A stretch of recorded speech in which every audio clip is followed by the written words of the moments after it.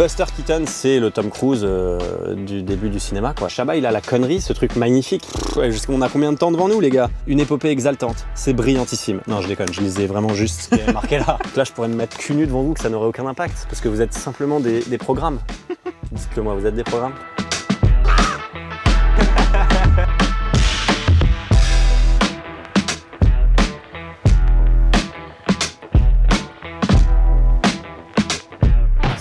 Salut à tous et bienvenue dans mon émission. Non, pas du tout. Déjà, bienvenue. Merci. Au club. Tu sais qu'il ne reste plus que 2 dans Paris. Magnifique, magnifique magasin. Je ne le connaissais pas et je vais forcément y revenir. Déjà, ça, petit chef-d'œuvre assez récent.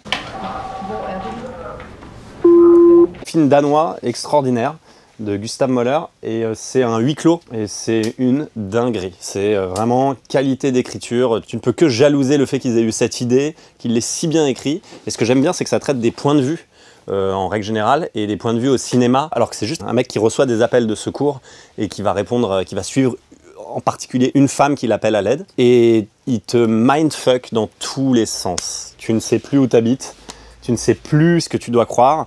Et c'est hyper bien joué, c'est génial. Il y a d'ailleurs où il y a un remake avec Jake Gyllenhaal. 911 emergency operator 625, what is the address of your emergency? Tu l'as vu ou pas? Je ne l'ai pas vu. L'original est tellement bien que c'est vraiment un genre de moment où on va se dire pourquoi refaire presque un peu. Ouais. Donc j'ai un peu de mal à aller voir, malgré le fait que j'adore Jake Gyllenhaal, qui est dans un autre film, qui est peut-être dans mon top 10 de mes films préférés, Night Call. Lui, tu ne l'as pas cité? Non. Mais tu sais ce que c'est? Je vais te dire pourquoi je te l'ai pas cité, car j'ai aucune idée de ce que c'est. Aucune idée. Ah! C'est pas l'original de Nos 18 ans? Tout ce que je connais d'elle, c'est son prénom. Tout à fait. C'est ça? Ouais. On va le remettre là. Hop! Ça fait un bout de temps que je suis pas allé au ciné et c'est catastrophique parce que j'ai une liste de films que je veux voir, de films français notamment. Ça, j'ai très envie de voir, j'ai toujours pas vu. J'ai plutôt envie de vous faire découvrir ce qui est à mon sens le clou de la visite. Ça, c'est François Civil qui fait la VF, j'ai toujours pas vu. Écoute petit, primo, tu prends la parole que si on te la donne. Entendu. Tu te tais. Ça, j'ai vu hier soir. Je trouvais ça super, j'en ai vraiment un peu ras-le-bol des biopics. Okay. Ça m'a un peu réconcilié le côté bling-bling de Baz Luhrmann, mais que j'aime bien. Et puis, je savais pas que Elvis était un peu enfermé dans une tour d'ivoire, à savoir Las Vegas, et qu'il a pas vraiment pu bouger, quoi, qu'il était vraiment un peu prisonnier. Donc ça, je trouvais ça très intéressant. Nadia Tereskevich, super actrice. Monia Chokri, très intéressante, jeune réalisatrice. J'ai vu Coupé, j'ai adoré. Ma devise, rapide, pas cher et dans la moyenne. Le début du film, j'étais un peu genre, ok, qu'est-ce qui se passe et tout, qu'est-ce qui est en train de m'arriver? Je savais rien, donc c'est bien, si vous l'avez pas vu, ne regardez rien. Et après, c'est vraiment, ouais, c'est une ode au cinéma et au cinéma de genre, et c'est fait avec beaucoup de malice et d'intelligence, et c'est fun, c'est rock et tout, c'est super intéressant. Oui, bah oui, ça c'est un grand oui là.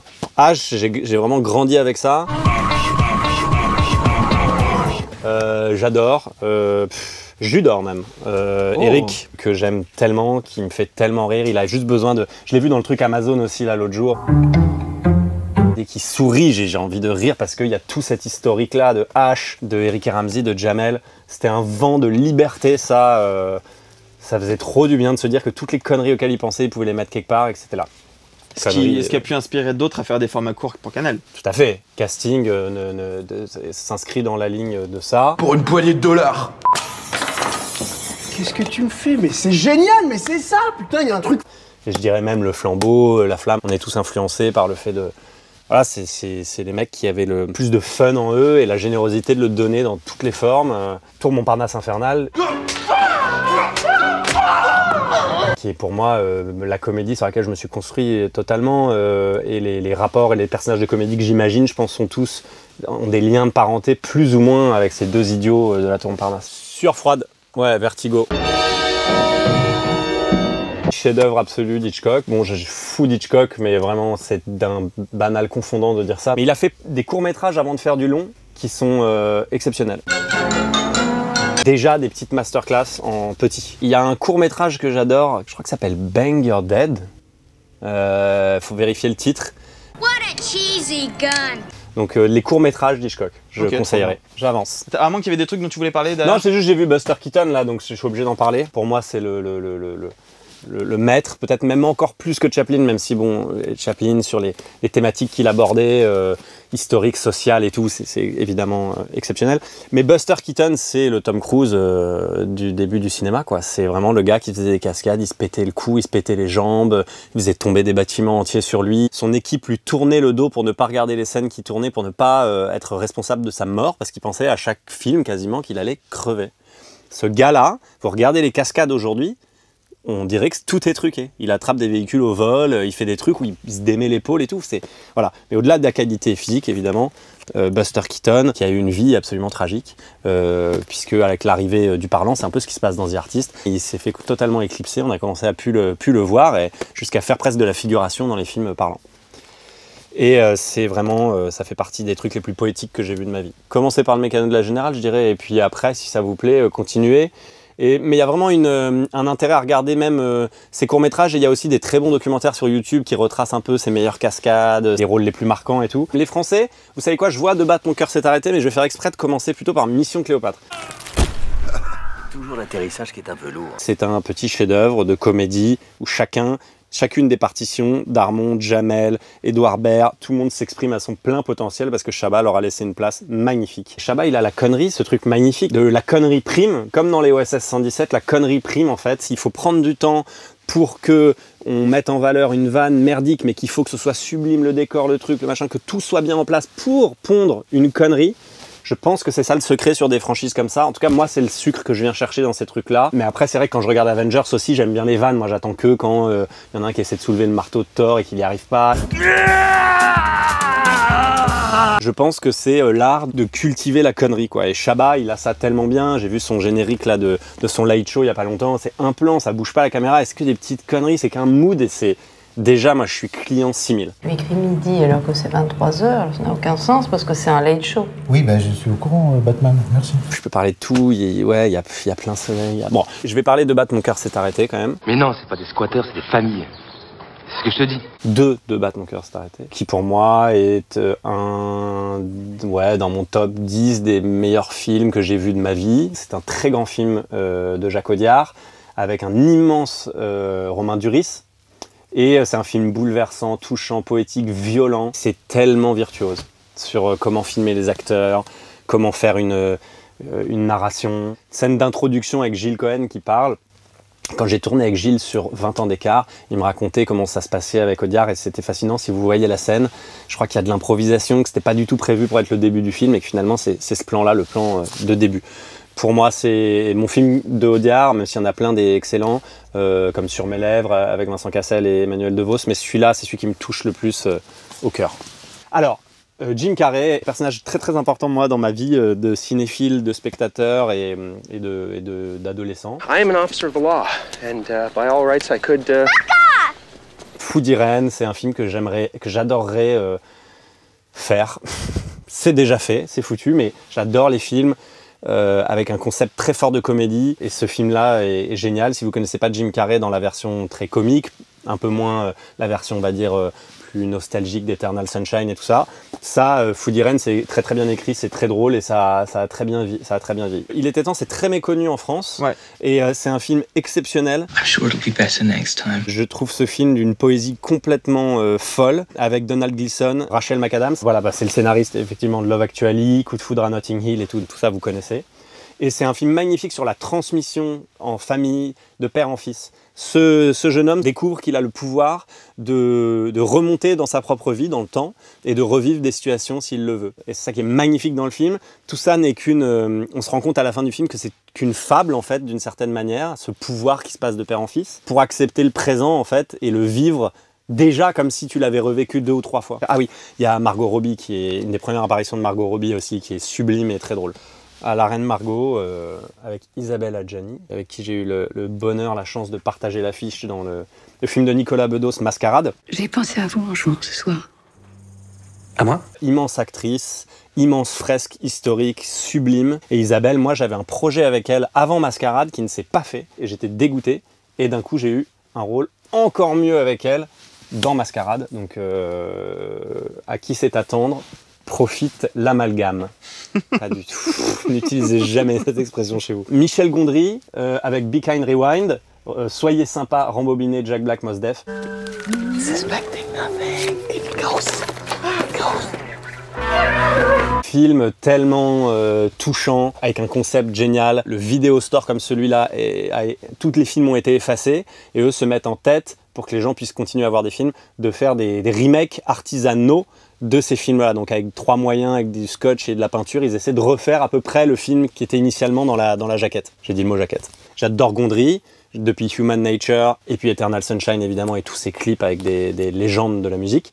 Et Michel Gondry, je l'ai demandé comme parrain. La première fois que j'ai été nommé au César, je l'ai demandé comme parrain. Et j'avais envoyé un mail à un manager d'un manager qui était censé lui remettre le truc. Je pensais jamais qu'il viendrait. Et le jour J, je pensais que j'avais pas de parrain et j'étais le seul à part de parrain. Et les portes de l'ascenseur se sont ouvertes avec 1 heure de retard. Mais quand même, c'était Michel Gondry avec un ciré jaune et une mallette. Alors que c'était une soirée très habillée. Et donc c'était très drôle. Il était déjà... Michel Gondry. Puis 10 ans plus tard, à savoir il y a 1 an, il m'envoie un message en me disant mon filleul, qu'est-ce que ça te dirait de faire ce film qui raconte un morceau de ma vie? Michel est en montage en ce moment et j'étais comme de jouer avec Adjani ou avec Cluzet. Michel, c'était vraiment le truc, j'osais pas y rêver, j'osais pas me dire que ça allait arriver un jour. Et Michel a réalisé ce rêve pour moi. Et on va du côté anglo-saxon? Allez. Oh, le goût des autres.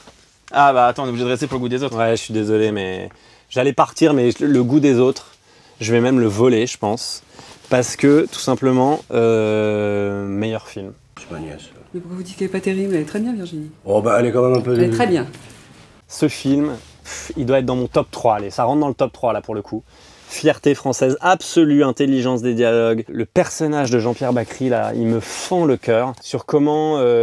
tu te fais des préjugés sur quelqu'un, comment t'acceptes pas l'autre parce que finalement il te ressemble pas assez. Et voir ce chef d'entreprise qui n'a rien à voir avec le monde du théâtre craquer sur cette actrice et cette pièce. Et lui, quand il pleure en regardant Bérénice, c'est peut-être le plus grand moment d'acting de Jean-Pierre Bacri pour moi. Le goût des autres, c'est le film que j'aurais voulu écrire et jouer dedans et réaliser et même être juste régisseur. Très oh là bien, là, en fait. On a combien de temps devant nous les gars? Alors je vais pas faire les plus évidents. 15 Non mais moi je reste. Je vais pas faire les plus évidents. Je vais pas prendre The Mask alors que j'adore. Je vais pas prendre The Big Lebowski qui est là parce que tout le monde voit à peu près ce que c'est quand même. Tom Cruise, Vanilla Sky, exceptionnel. Magnolia et Vanilla Sky avec Tom Cruise. Je dis juste que voilà, c'est des grands films des années 90 et que Tom Cruise montre la profondeur de son jeu au-delà du côté cascade, Top Gun et tout. Je vais vous parler de la Get Out, Oscar du meilleur scénario, je dirais. You're so scared. You think it was your fault? Get Out, c'est extraordinaire, c'est la rencontre entre une comédie, un film politique, un thriller et un film d'horreur. Impossible de vendre ça à aucun producteur. Je ne sais pas comment il s'est démerdé, mais il est tellement talentueux. Jordan Peele, le réalisateur, et non seulement il a bien fait de le vendre, mais en plus c'est un mélange des genres inattendus, mais qui est tellement moderne. C'est peut-être le film le plus moderne que j'ai vu de ces 5 dernières années. Et avant de faire des films d'horreur, de genre et tout ça, comme le dernier, comment ça s'appelait, Nope. Il faisait un duo de comédie, mais un duo de comédie avec un niveau d'incarnation des personnages. Il a fait Obama, il joue tout. C'est les gars les plus drôles du monde. Ne cherchez pas, c'est du monde. Et ces mecs-là sont hilarants. Donc je le recommande, vous avez le blues, vous n'êtes pas bien, voilà, l'essence, le Covid, Key and Peele dans l'ordi, ça prend 2 secondes, vous allez regarder, c'est extraordinaire. Extraordinaire. Je conseille le policier qui fait aussi de la magie. Il force les gens quand il les arrête à regarder les tours de magie. Le vétéran, le FBI vient chercher ils vont chercher un gars et le vétéran dit ok, je vais revenir, et ils lui disent non pas du tout, on voulait juste un renseignement de savoir comment aller à ce truc. Allez, c'est bon, je vais revenir. Non, on n'a pas besoin de vous. Et ça c'est très très drôle et ça va très loin dans l'absurde. Ça top 5 dans mes films aussi. You want another one? You sure I should take it when she's crying? Une épopée exaltante, c'est brillantissime. Non, je déconne, je lisais vraiment juste ce qui est marqué là. Ce qui est pas faux, hein, mais une épopée exaltante, vous êtes peut-être douté que c'était pas de moi. Encore une fois, film sur la transmission et la paternité, donc moi ça me touche personnellement. Essayez de pas chialer non plus dans ce vidéoclub, mais très bon film. Ryan Gosling, Bradley Cooper, Eva Mendes, Ray Liotta, Dane DeHaan qui est pas sur la couverture mais qui joue le fils de Ryan Gosling. C'est trop touchant. Il y a la musique de Bon Iver dans le film qui est magnifique. Tellement de charme, Ryan Gosling, bon, j'ai envie de dire dans tous les films, mais là, il joue un un espèce de braqueur motard. C'est incroyable et c'est un film effectivement sur la transmission générationnelle, qu'est-ce que l'ADN te laisse, qu'est-ce que l'éducation ou le manque d'éducation te laisse et l'inégalité des chances au départ. Le réalisateur, Derek Cianfrance, très très bon réalisateur et j'attends qu'il nous fasse un film aussi fort que celui-là, mais il a fait un autre film avec Ryan Gosling. Blue Valentine ? Qui s'appelle Blue Valentine, exactement.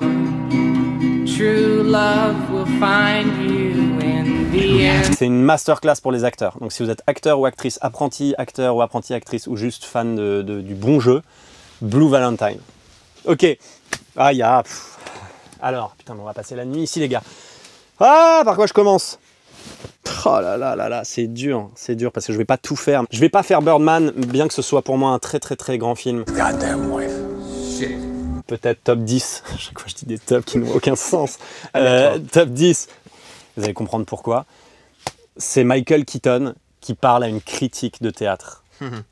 Et là, tu sens que Inarritu et Michael Keaton, ils se font plaisir, entre guillemets. Il est au bar, là, et elle lui dit « Je vais vous descendre parce que c'est pas la ligne éditoriale du Canard d'aimer ce genre de pièce. » Donc elle lui dit un peu de façon un peu dégueulasse, elle lui dit « De toute façon, je vais vous descendre. » Et il lui dit « Moi, il y a toute ma vie dans cette pièce que tu vas voir ce soir. Il y a les dernières années de ma vie, j'ai travaillé comme un chien. This play means everything to me. Everything. » Et lui dit « Et toi, ton papier que tu vas faire, là, qu'est-ce que ça te coûte? It costs you nothing. Nothing. » Et j'adore cette scène. Il pète un câble comme ça en disant ça. Il casse un truc, je sais plus, il jette des fleurs ou un truc comme ça. Et évidemment, je suis acteur, donc je suis un peu de parti pris, vous l'aurez compris, mais cost me everything, cost you nothing. Pour moi, ça me parle quand même. Et parfois, quand on lit les trucs qui sont faits en 5 lignes avec juste « j'ai pas aimé parce qu'en fait c'est nul », t'as envie de dire « gars, it cost you nothing !» And it cost you nothing de bien faire ton taf aussi, c'est-à-dire j'ai pas aimé, parle-nous de la lumière, parle-nous de la musique, parle-nous de la mise en scène, parle-nous. Il y avait Plein Soleil avec Delon de l'autre côté, là il y a la version américaine, Le Talentueux Monsieur Ripley, qui ne démérite pas, comme quoi je disais tout à l'heure, faut jamais faire des remakes des très bons films. Ah là, Matt Damon et Jude Law, ils nous donnent presque tort, ils me donnent presque tort. C'est un film d'une sensualité, d'une ambiguïté exceptionnel et Un homme idéal que j'ai fait avec Yann Gozlan s'inspirer dans le mood en partie parfois de ça, bien que je sois bien moins beau que les personnes susdites. Et du coup, la regarde dans quel ordre? Plein Soleil d'abord, et si vous accrochez avec Plein Soleil, l'ambiance, les trucs horribles sous le cagnard, magnifique, et la beauté flippante de Delon. Dans ce film, il est beau au point d'être glaçant. Et après, Le Talentueux Monsieur Ripley, sur l'innocence et le mal, le bien, le mal et tout, c'est terrible, on adore. Je vais être obligé de parler de Spider-Man quand même si là on vient de parler de grands réalisateurs, je vais faire exprès de parler de Sam Raimi avec ses 3 opus, bon on va dire les 2 premiers opus de Spider-Man. Spider-Man. C'est un grand réal, Sam Raimi. C'est un grand réal, bien sûr. Non mais c'est parce que c'est moins auteur que Inarritu. Sam Raimi, je suis bien d'accord, est un grand réalisateur. Ça peut paraître plus léger comme ça, mais les 2 premiers Spider-Man, c'est de la bombe bébé. Je dirais que ce que j'adore dans ces Spider-Man, c'est que il n'y avait pas encore la débauche d'effets spéciaux. Et du coup, il y avait un truc beaucoup plus relié au réel. Il est sur sa petite mob, il livre des pizzas, il lance une toile, c'est plus... J'arrive à palper les trucs en fait. Là où Tom Holland, des fois, je suis perdu. Je dis, mais c'est du jeu, je regarde un jeu vidéo, c'est une cinématique.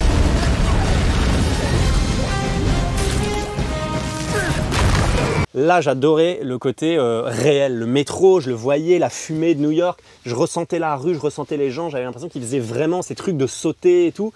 Là, maintenant, tout est bionique, ultra électronique et tout. J'ai bien conscience d'avoir l'air d'un boomer en disant ça, mais en même temps, moi, j'aime bien avoir l'impression que c'est vraiment les trucs qui se passent vraiment, que c'est vraiment possible, quoi. En même temps, ça veut dire que tu regardes aussi tous les nouveaux Marvel, en gros. Bien sûr. Tu regardes tous les films de super-héros? Ouais, quasi. Et t'en es où du tien? Truman Show. Non mais les gars, regardez, juste pour que je dise le casse-tête aux gens, ils me mettent Hook, Truman Show et Casino. Vas-y, va choisir un film, je suis obligé de vous parler des 3, qu'est-ce que vous voulez que je fasse? Je vais faire vite, alors bon bah Casino, chef-d'œuvre absolu de Scorsese, si vous dites « Ah moi j'aime pas trop Scorsese », ouais bah regardez Casino. Dire j'aime pas Casino, c'est comme dire j'aime pas les Beatles ou j'aime pas Respirer, par exemple. Truman Show c'est peut-être top 3 aussi pour moi. Ils sont au moins 8 dans ce top 3. Je sais pas, mais lui il est vraiment top 3.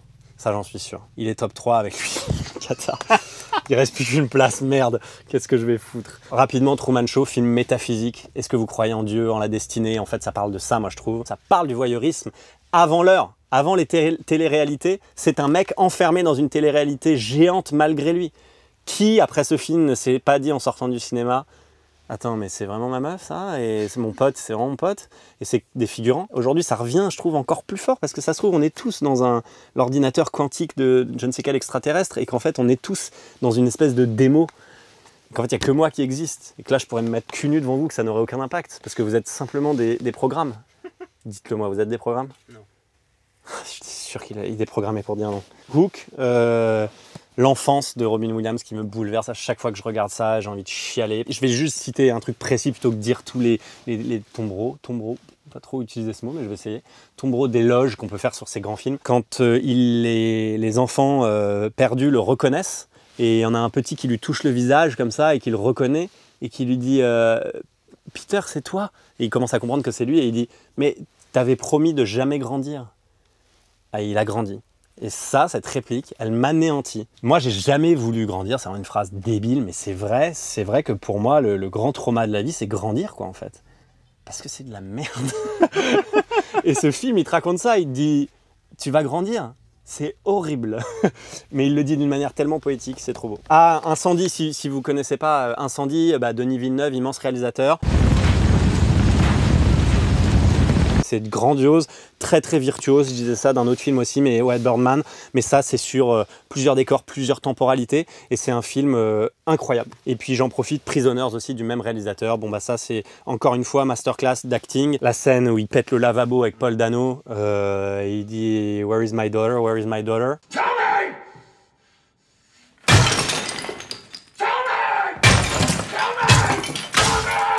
Là, clairement, ça lui a pas cost nothing de faire cette scène. Le nouveau, c'est Rudy Rosenberg. J'ai une petite idée, on pourrait inviter un clown. Ok, stop, t'arrêtes là, ok. Réalisateur ultra talentueux pour mettre en scène des jeunes. Il avait fait un court-métrage que vous pouvez peut-être choper sur internet qui s'appelle Aglaé, qui est très très bon aussi. Il a un don. Il a juste un don pour diriger ces jeunes gens qui jouent mieux que n'importe lequel acteur césarisé ou oscarisé d'entre nous. Ils sont ahurissants. Et c'est touchant et c'est très drôle, mon Dieu que c'est drôle. Le gars, il est nouveau dans un collège, il veut organiser sa fête, est-ce qu'il va être populaire ou pas? Et c'est traité avec poésie et beaucoup de drôlerie. Quand t'as des ptios comme ça, qui sont ptios, hein, le mot, hein, qui sont castés de façon sauvage à moitié pour la plupart, et qui te mettent une telle claque, lui, le niveau de comédie de ce gars-là, c'est inégalé, quoi. Ça me fait un peu penser à Superbad, quoi, cette qualité d'acting de sans jouer, les mecs jouent et c'est une bande de potes et t'as aucun doute qu'ils sont potes. Dernière section, c'est quoi? Dernière section, c'est animation. Ouais. Ouais. Comme tu veux. Viviane Meyer. Intéressante. Parce que j'ai trop du mal à partir, bon. Ah, mais ça, je veux parler de ça, par contre. Vas-y. Vampire en toute intimité, c'est des Nouveaux-Zélandais, notamment celui-là que vous reconnaissez peut-être, Taika Waititi, j'espère que je le dis bien, mais je crois que oui. Et il a fait voilà, Jojo Rabbit, très drôle, où un petit garçon a pour meilleur ami imaginaire Hitler. Et là, un faux documentaire sur une coloc de vampires. Okay. Donc c'est des vampires en coloc, c'est qui fera la vaisselle, t'as encore mangé la voisine, apparemment, voilà. C'est très drôle. Ils se font des embrouilles, d'un coup ils disent « Ah, c'était à toi de ranger le salon, ah ouais !» Et ils s'envolent et ils s'embrouillent dans les airs. J'ai essayé d'acheter les droits avec ma boîte de prod, et on a un oui, a priori, de tout le monde, sauf ce gars-là, qui, puisqu'il réalise maintenant des torts, et bah ça devient très dur de lui mettre la main dessus. Mais il nous manque, on est à un green light de peut-être vous faire une série ou un film à partir de cette série. C'est incroyable, un remake français. Bah en fait, c'est pas connu en France, et moi je trouve ça trop drôle, et je suis sûr que j'ai des potes qui seraient très drôles en jouant des loups-garous, des vampires, ouais. C'est juste, je me demande, est-ce que les Français vont regarder un truc de vampire comédie? Bien sûr. Oui? Bien sûr. Oui. Si t'as un casting qui est cool, bien sûr. Si je vous vois pas à l'avant-première, ça va chier, hein, parce que là, vous m'avez poussé. Hein. Alors, Toy Story, j'ai été invité à faire le 4 pour jouer une cuichette.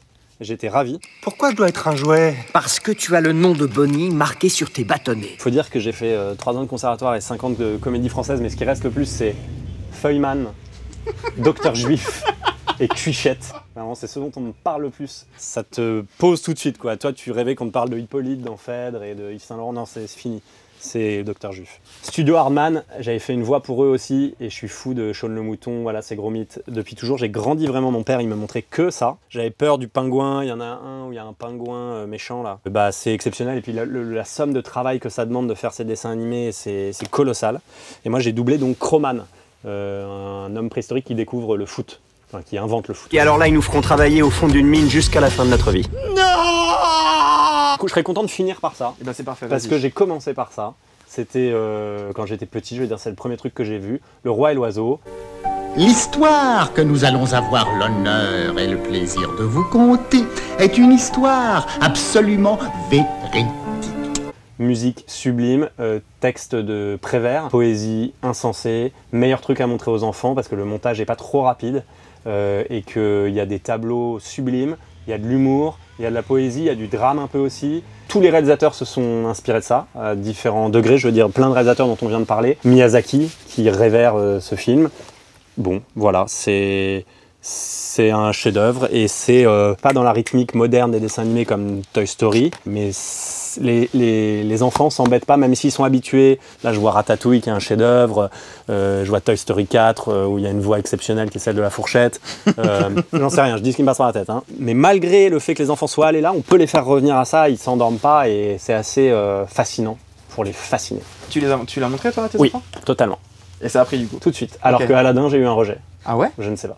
Rejet de greffe. Ouais, j'ai pas compris. Mais tant mieux, je préfère qu'elles aiment Le Roi et l'Oiseau. Et la musique du Roi et l'Oiseau, c'est trop beau. Dès le début, dès le générique de début. Voilà. Parfait. On a fait un bon petit tour déjà. Bah ouais, c'est clair, merci beaucoup. Merci à vous.